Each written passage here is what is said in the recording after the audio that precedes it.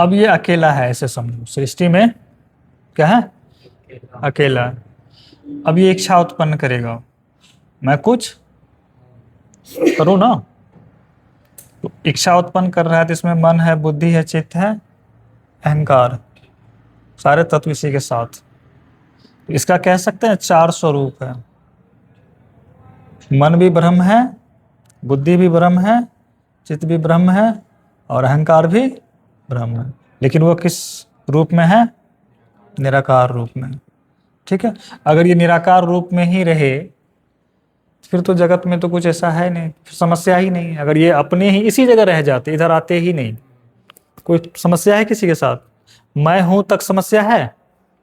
नहीं है, अकेला ही है भाई, इसको कुछ करने की जरूरत ही नहीं, समस्या ही नहीं। मैं हूं मैं हूं मैं हूं बना हुआ रहेगा। अब जब ये इच्छा उत्पन्न करेगा कि मैं संसार बनाऊं, तो ये तो है, तो संसार बनेगा कैसे? शक्ति चाहिए। अब शक्ति आएगी, क्योंकि इसका एक भाग क्या था, शक्ति का एक भाग क्या था, शिव का। यही है ना, ये तो आ गए, ये कहाँ आ गए, ये आ गए। अब इनको आना होगा, ये पुकार रहे हैं, ये क्या कह रहे हैं इनको, मुझे शक्ति। ये जैसे इच्छा करेंगे, इनका काम क्या है, इच्छा पूर्ण कर देंगे, क्योंकि इसमें मटेरियल है। ये क्या है यहां से, अब ये नीचे आएंगे इस करके। अब क्या बन जाएगा ये, फिजिकल मैनिफेस्टेशन हो गई है। अब क्या है ये, शिव एक साथ। अब यहां क्या कहेंगे, जैसे मैं शिव हूं, आ गया, यही कहेंगे ना। तो शिव जो है, शिव, ये शिव, ये इसे हम क्या कहेंगे, फॉर्म देंगे ना, शक्ति रूप में, यानी आकार। ये क्या है,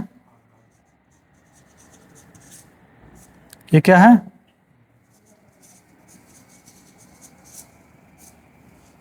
और ये क्या है, न आकार न निराकार। यही हुआ ना, न आकार न निराकार, ये ब्रह्म की अवस्था है। अब मैं शिव हूं, अब शिव शिव ही है, अब शक्ति मिल गया उनको।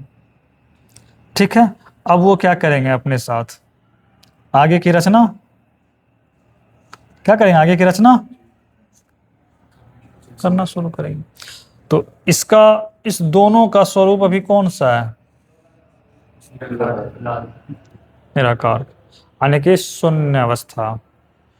ये पूरी अवस्था को क्या कहेंगे, समझने के लिए जो अभी प्रचलित है मैं उसकी बात कर रहा हूं, इसको भी क्या कहेंगे, शून्य की अवस्था, यानी कि शून्य है, अभी कुछ प्रकट नहीं हुआ है, लेकिन एक्चुअल में प्रकट देखो कितनी चीज हो चुका है ना, लेकिन वो भाषित किसी को नहीं हो रहा है। तो अब यहां से शिव शक्ति अपने साथ जब आगे बढ़ेंगे, तो इसमें से जो आगे बढ़ने का सामर्थ्य होगा, कौन आगे बढ़ेगा, ये आगे बढ़ेंगे, शिव की बढ़ेगा, अहंकार, अहम तत्व, ये आगे बढ़ेंगे ना, इसको ही बढ़ाएंगे हम सब। तो अगर ये अपने शुद्ध रूप में है, अब बात है शुद्धता की, ये अगर अपने शुद्ध रूप में है तो ये क्या है, शिव है, और ये यदि शुद्ध रूप में है शक्ति है, ये सिद्ध रूप में है परम, तो ये तो अशुद्ध होंगे नहीं। ठीक है, अब यहां ये फिर नीचे उतरेंगे, अपने आप को नीचे उतारेंगे ना, ऐसे रहेंगे, ये अपने आप को बढ़ाएंगे ना, तो फिर ये अपना अंश लाएंगे, तो ये अपना अंश लाएंगे, यही होगा